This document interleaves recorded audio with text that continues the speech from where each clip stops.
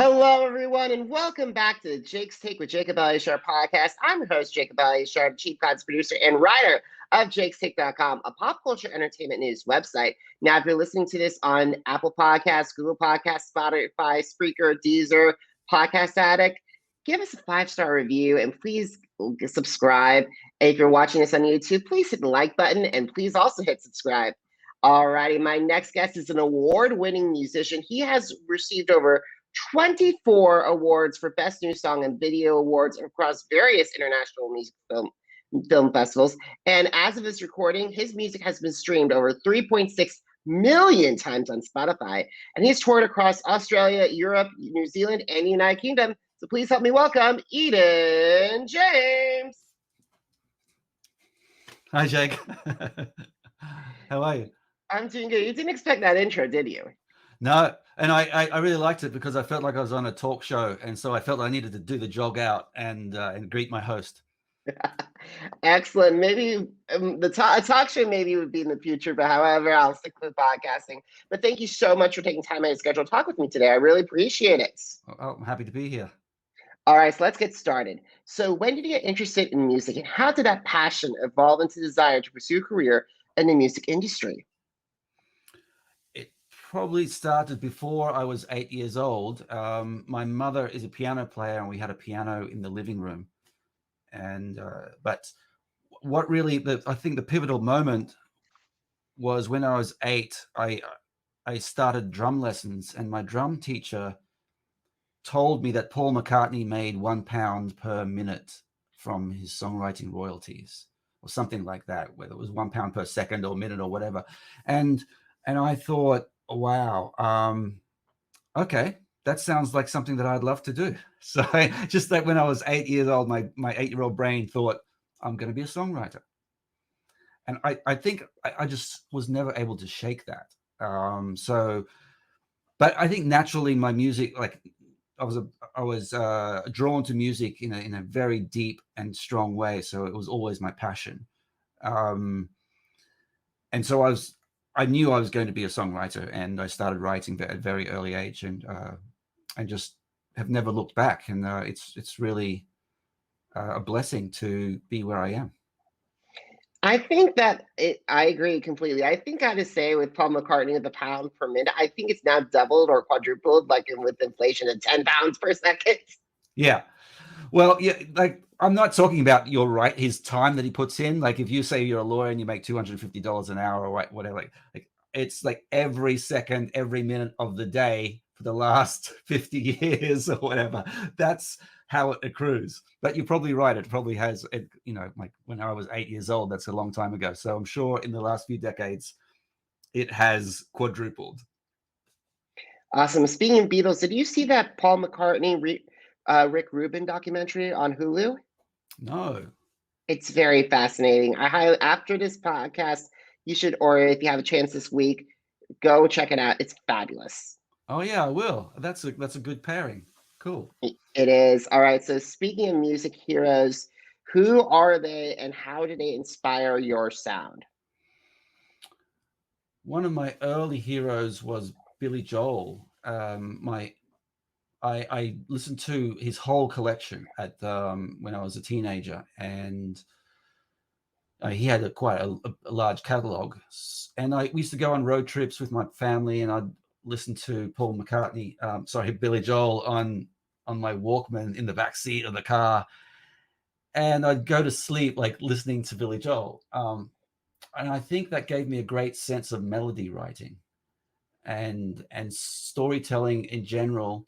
But I think Billy's got a great talent right across the board in music, but his melodies are amazingly memorable. And I think that really gave me a great step up to not just melody writing, but also pop song structure.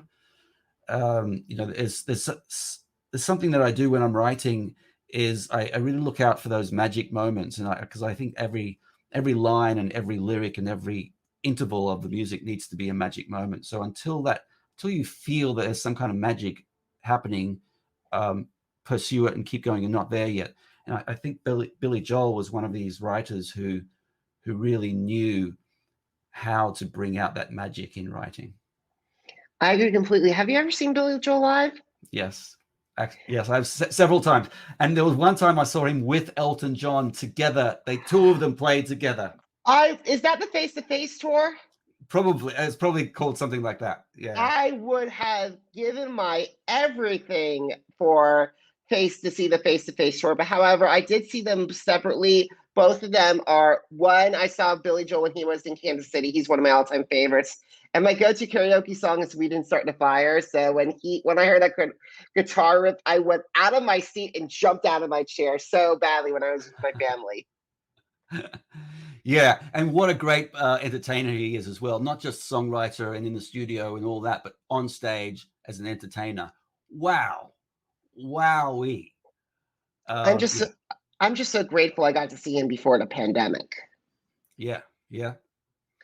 So speaking of before the pandemic, so you toured across the globe, your your home country of Australia, France, Greece, Japan, Norway, Poland, and UK. So what were some of your highlights traveling the globe?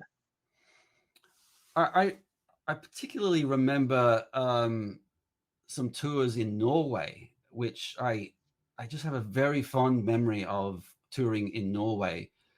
And that came about from a friend I met at university in Australia, Teddy Damon. I'll actually give a shout out to Teddy Damon. He put this together, the tour in Norway. He's from Norway.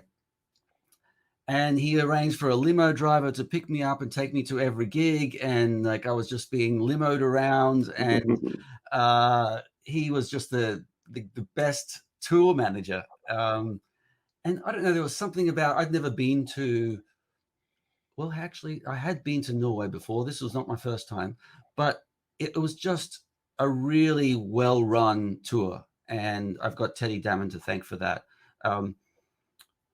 That was a lot of fun. I don't know, there was something very memorable about that. Oh, I do remember going out after the shows. It was like 10 p.m. after my show. And then we'd go out and it's still light. Like this was in the summer in Norway, right? So you still have the light is still up and it feels like late or like, late afternoon. And I thought, this is just crazy. This is amazing. So that was a very special time. And Japan as well was another mind-blowing experience. I've been there a couple times on tour and the fans are so enthusiastic and they really take their role of fan to a new level. Just with the photographs and fun and yeah, they were just amazing. The fans in Japan, probably the best. I'm sure I'm allowed to say that. I gotta say, I would love to visit Norway and Japan. And I remember like what you're telling me about Japan, and like I remember seeing these old stuff with Michael Jackson whenever he was during the bad era, and seeing how that the entire country literally showed up to see him. And then I'm thinking about Lady Gaga and One Direction when they were in their heyday, in their heights of their superstardom. Like I definitely said that with the Japanese fans are a very special group of fans that are so dedicated no matter what happens. Yeah, very dedicated, and really, really wonderful people. I definitely would love to go and travel to Japan and visit Tokyo. You should, as soon as you get some like time to travel and the go ahead, the green light. Definitely, Japan is a wonderful place, and I would like to go back, and this time instead of the cities, but I'd like to explore some of the countryside and visit some onsens and the mountains and small little seaside villages. Those kind of things are what I'm looking for the next time I go. I totally agree, because Tokyo is basically like New York, the Western version of New York. Yeah, it's a big city and it's amazing. You should definitely see it. But I think the more interesting and cultural aspects lie outside the bigger cities. All righty, I totally agree. So speaking of fans, we got to go talk about how did the COVID-19 pandemic challenge you as a performer to remain connected with your fans? So I think this is probably an unusual take on the pandemic and the music industry. or how it affects musicians and artists. But I really noticed that the pandemic helped people connect with their fans online and all across the world, or even make new fans, because artists were now forced to stay home. They were forced to do all their social engagement online. And, not just artists, but everyone was in the same boat. So what I found that I could do is I could spend more time honing those skills of cultivating the online audience. And you have more time to do webinars and education and learning things about how to grow your audience and things like this. Like Spotify have a big section on this, on how to grow your audience as a musician and as a Spotify for artist.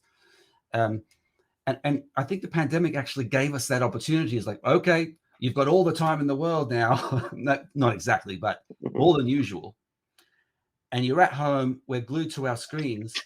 And this is where we had to become creative and more creative entrepreneurs.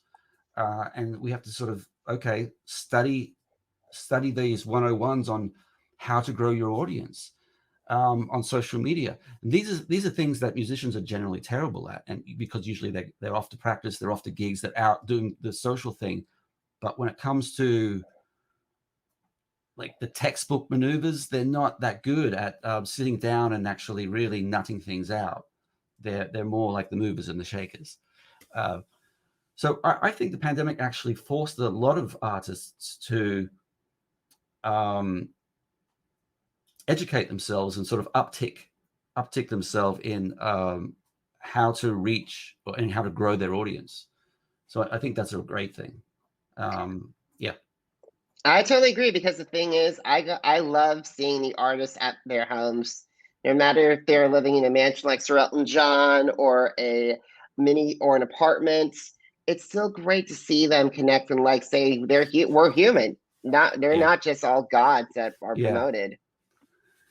Yeah, that's actually a good point. There's this sort of every band's artist sort of aspect of them being at home with their pets and their guitars hanging on the wall and things like that. It's I never thought about that, but I can understand how fans would really enjoy that aspect of that experience, of that engagement. I totally agree. One of my favorite moments was actually a Passover Seder that they had, an interactive Passover Seder, and they had Shoshana Bean and then Cynthia Erivo. Two of them have been Concord Broadway and are talented musicians. And they had Stephen Schwartz on Zoom piano, and they sang "When You Believe" from The Prince of Egypt. That was a moving moment during the pandemic. Yeah. Do you remember last summer, or maybe I think it was summer, but so early on in the pandemic, all the Zooms, like the musician Zooms, were just starting to happen. The Rolling Stones, there was a benefit gig. I forgot what it was called, but Elton John was on it. The Rolling Stones were on it. Did you see that one? Did you remember that one? I believe so. It was like with Christina Aguilera, a lot of major names. Yeah, Lady Gaga was on there. Lee Clive were there. And all these artists were all doing like the Zoom performance, and a lot of it was just pre-recorded. Like Charlie Watts, rest his soul, was even just air drumming. That was what he was doing in the Rolling Stones. He was just playing on his furniture, although it was real drums that we could hear in the Zoom. So a lot of it was like, okay, we're not going to take this that seriously. We're just going to have some fun with it and do what we can. Because I know there is a big sync issue when you start to get different people, musicians all playing at once over Zoom. There's a lot of sync issues that happen, and timing issues. So often, and I think which happened in every single performance of this star-studded lineup, it was all pre-recorded, but it was made out to appear that it wasn't. Although I think Elton John's performance was probably live, because it was just him on the piano and in his back garden. So that seemed to be real. Yeah, the thing is, because I could definitely tell you, if that happened, egos would hurt. I could see this right now if Mariah Carey got less time than Sir Elton John. Oh yeah, those prima donnas, they love to have have an ego war. Yeah, but here's the thing. I like them both. But speaking of notable musicians, I want to talk to you about All the Blanks Are Taken, because for this album, you had the opportunity to work with musicians and producers who worked with some rock royalty, like Billy Joel, Bruce Springsteen, David Bowie, Paul McCartney, and Tina Turner. So, what were some of the lessons that you learned from them? And did they share any stories about their time with those rock icons? Well, what did I learn from? So the takeaway for me was just an exercise in professionalism. That's really what it was. And I consider myself the utmost professional, but to see some of these high caliber, big name artists and working with them and producers, it certainly was an exercise in professionalism. Everybody had done their homework before they got into the studio, so no time was wasted. And with that said, there wasn't a lot of time to hang around and storytell. So I didn't really have a time, like I don't really remember a time where they name dropped and told me of stories about their big name artists. But everybody was so professional and they really loved what they were doing. And I could see that they enjoyed working on my songs, which was just so flattering for me. And I would have them all back. Everyone who worked on that, I'd have them all back. They were so great, and I loved how the album ended up. So I would do it all again for the next one. I'm glad to hear it, because they've had all these musicians that could have easily been like, hey, let's do this improv spontaneity and everything and waste time. But like, I'm glad to hear that they did the homework and they had a great time working on this project, because this is a really good rock album. What a very strong rock album. I'm talking about all the guys. I'm talking about All the Good Blank Are Taken. That is Eden's latest album. Thank you, Jake. Yeah, I'm really proud of it. Like it's doing really well with the awards and the reviews. I'm so happy with all the great reviews that have been coming in. So thank you. I'm glad new people are coming to it, and I like finding new audiences, and I hope more people get to hear it. All right, I got to talk to you about some of those songs and the stories behind them. Yep. When I listened to Something Called Love, that guitar riff reminded me so much of Start Me Up. So it was a concerted effort to make it a Stonesy sounding song. The riff, I actually thought it was a little brown sugary, but now that you mentioned Start Me Up, it's probably more closer to the Start Me Up riff. But it was definitely a concerted effort to give it a sort of a Rolling Stones vibe. So that's how I came at that song. That song was written by myself and my good friend John Drake from the Dust Coda in the UK. And John, before John formed the Dust Coda, or before they formed as a band, he released a solo record. There's this little fly in here. He released this solo record, and he put Something Called Love, the song that we wrote together, on that. And so that came out in something like late 2009 or something. And then years later, I started playing that here in New York and with my band live. And then I thought, well, I want to put this on a record, but I want to do it differently.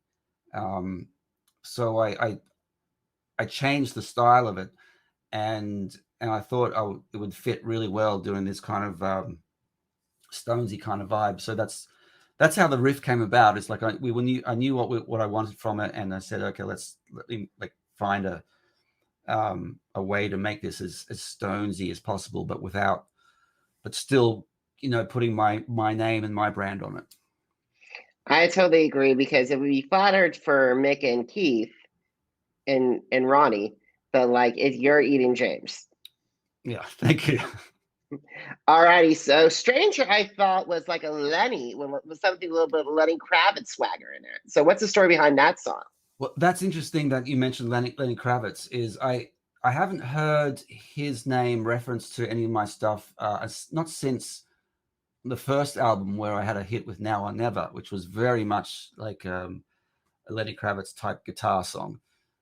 And then I really haven't revisited anything that Lenny did, but it's interesting to hear you say that. So obviously there's some Lenny Kravitz influences still sticking out of my music, because I used to like Lenny a really long time ago. I don't listen to much of his stuff these days, but I don't want to diminish it in any way. But Stranger actually came from Leonard Cohen, so another Lenny. Really? Leonard Cohen. I was listening to a lot of Leonard Cohen, and I liked the way Leonard Cohen was so playful in his seduction and his romantic tales, and he was very cheeky and but so smooth, and a lot of grit. And I thought I want to. This song, I want it to come across from well, I want it to start from a position of like that, what Leonard Cohen does. So that's how that song came about. But it started out as a very bluesy acoustic song, and then as I took it in the studio, I tried to make it a little more like produced and bigger and more rock pop than sort of bluesy acoustic, which I feel we did nicely. So that's the tale of Stranger. That's the tale of two Lennys, I suppose. That's awesome. When I see a song called New York, there's three songs that gravitate to me. There's Billy Joel and Barbra Streisand's duet of New York State of Mind that they did in 2014. There's, of course, New York, New York by the immortal Frank Sinatra. And then, of course, there's Empire State of Mind, which is Jay-Z and Alicia Keys. So how did you want to make sure that I know it's a new song. I know it's, even though they all have like the same similar title of New York in it, but how does that song, you make your version of New York? The best answer for that is it started out as a different song, and I actually then put it a sort of a New York story and a tale and a New York cover on top of this. So this is a song that started out, again, this was actually another co-write that I did with John, and we wrote this in London when I was living in London, UK. And it had a different title, and it was called Dark Lanes. So melodically it was the same verse and chorus, and then I took my band to it in London, and we sort of did a rough version of it. And when I was putting together songs for this album, for All the Good Blank, I looked at this song and I said, I want to redo this, but I want to give it a whole new lyric on this song. And so because I was in New York, I thought, okay, I'm going to give this song a story about New York. And so that's what I did. So I think that's probably how I steered clear of any usual inspirations about songs of New York, is because it started out in London and then just came to New York, which is sort of a bit like my journey. And my experience of New York is, I've lived on 3 continents. I went from Australia to the UK, and from the UK I came to the US. So I've got a different perspective on not just America, but in New York as well, because like you bring your own culture or your past cultures wherever you go. And, I think that's probably how I've managed to give New York an Eden James stamp rather than some of those other artists that you just mentioned. I agree. And I also love that those backing vocalists, how the strong in their emphasis in New York. That was those were fantastic. Oh, thank you. I think that was a nod to some of those past artists that you were mentioning. There's a bit of Alicia Keys moment there, and certainly maybe even Billy Joel, I suppose. Or no, it's Frank Sinatra is the New York track. It's hard to say and sing New York without having kind of some reference to those great lines. Even when we say the word New York, it almost sounds like it's Frank's melody of the song New York, New York. So Frank's melody and Barbara's voice. All righty, so Bad Girl definitely had a little. I thought I heard a little Prince in that version of it. I could be wrong. That's pretty cool. So you're bringing up artists that I really loved a long time ago. So I was a big Prince fan at one time, and I listened to him so much, but not so much anymore. And I certainly don't sort of look to bring out any Princeisms in my music. But that's interesting that you say that. I hear a little bit more of, and probably some Bowieisms in the chorus of that song. And maybe where I think you might be hearing the Prince thing is in the post-chorus, Yeah. where it says, that ain't my, no, that ain't my woman. Okay, which I also felt was a little Michael Jackson-y. So there we go. I think that's where that connection comes from. It's yeah, all right, that makes a lot of sense. All righty, let's talk about Dangerous, rounding out our with Dangerous Game. That's the story behind that one. Dangerous Game was a story about an ex-girlfriend and probably actually a mix of some dating stories here in New York, where they just sort of turned out to be some quite unsavory types, you could put it. Like a dirty, I'm so sorry, Eden, like a dirty Diana? Yeah, a little bit like that. Yeah, actually, that's a very good description. So, yeah, so Dangerous Game is a little bit about the pitfalls of falling for the dangerous type, the dirty Diana. I love when we're talking about like with music. It's the thing is, if you're a music journalist, you have to have at least a couple of years behind it. So that's why I'm bringing in a lot of different references.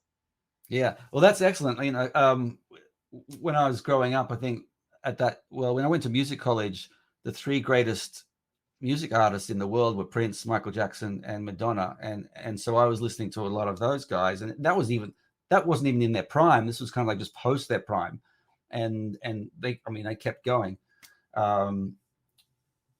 but so a lot of my pop sensibilities come from artists like that.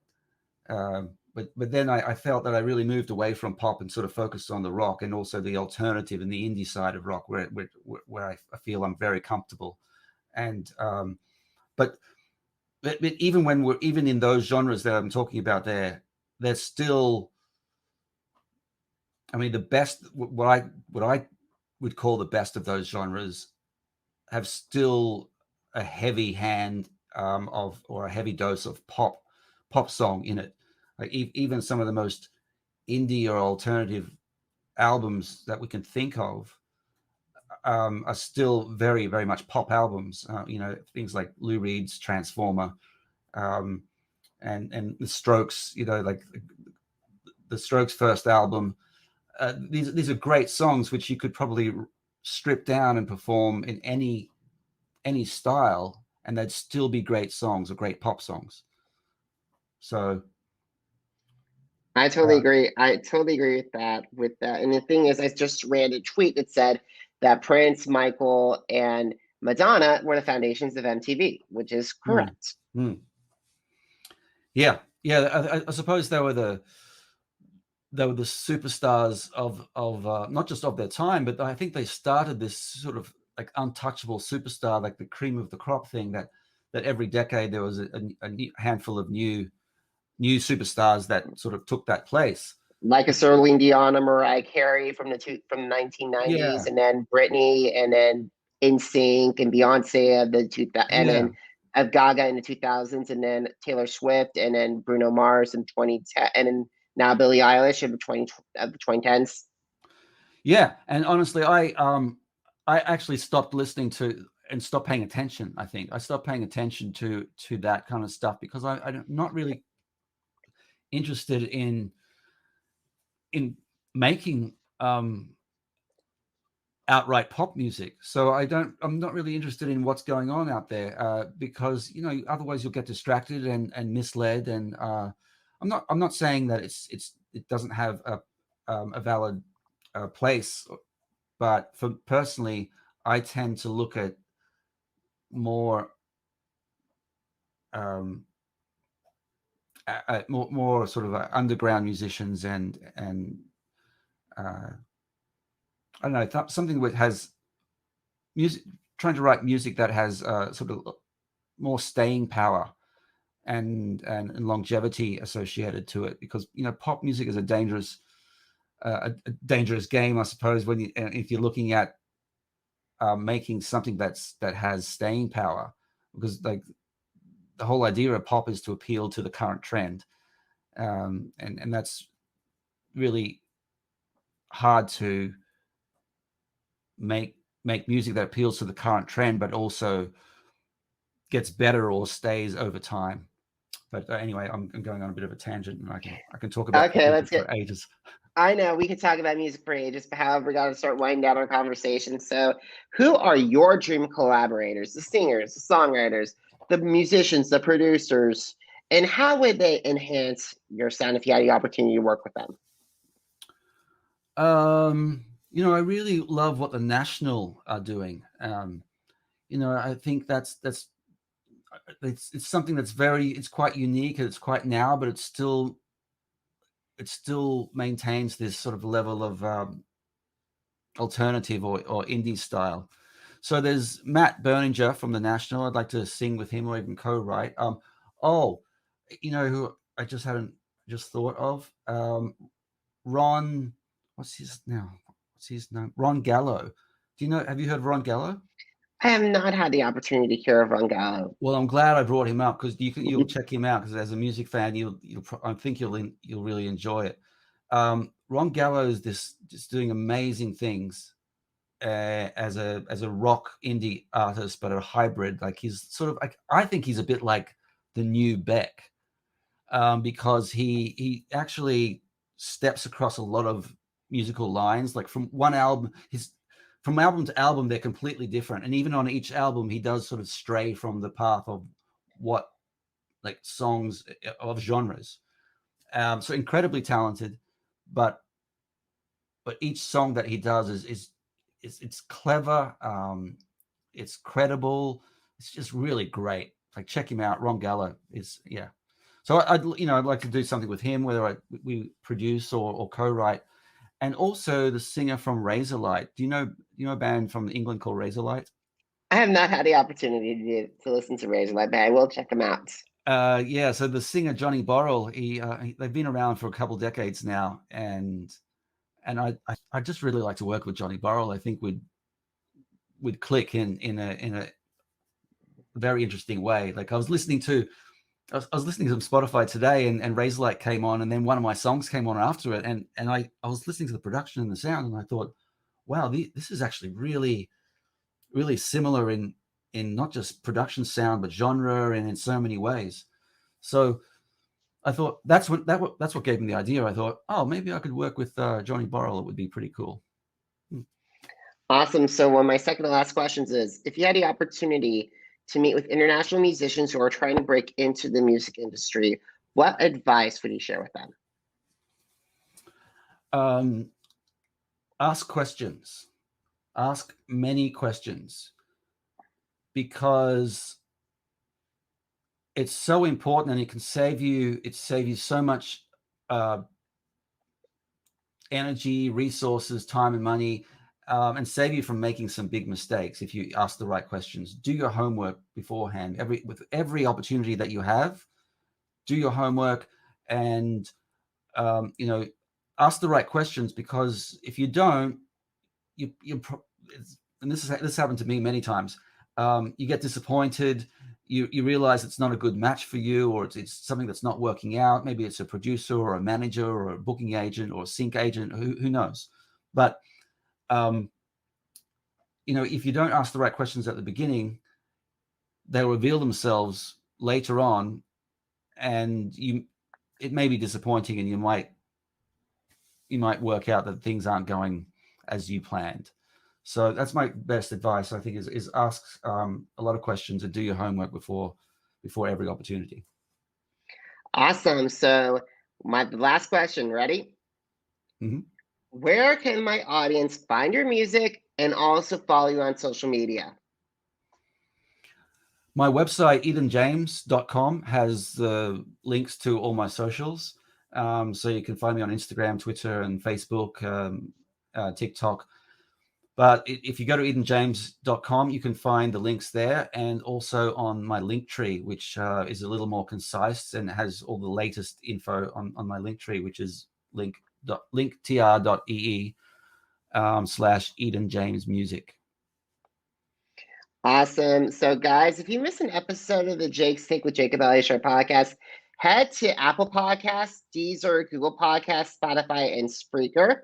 Just type in Jake's Take with Jacob Elyachar, JACOBELYACHAR. Are you on social media? Because I'm on social media too. Head to Facebook, Instagram, Twitter, and YouTube. Jacob Elyachar, JACOBELYACHAR. Now, Eden, just to let you know, it's Jake's Take's 10th anniversary this year. Well done. Congratulations. That's amazing.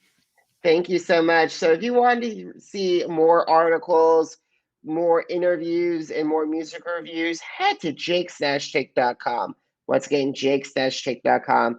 Now, if you're financially able to, please consider heading to PayPal to help keep jakes-take.com and my platform up and running.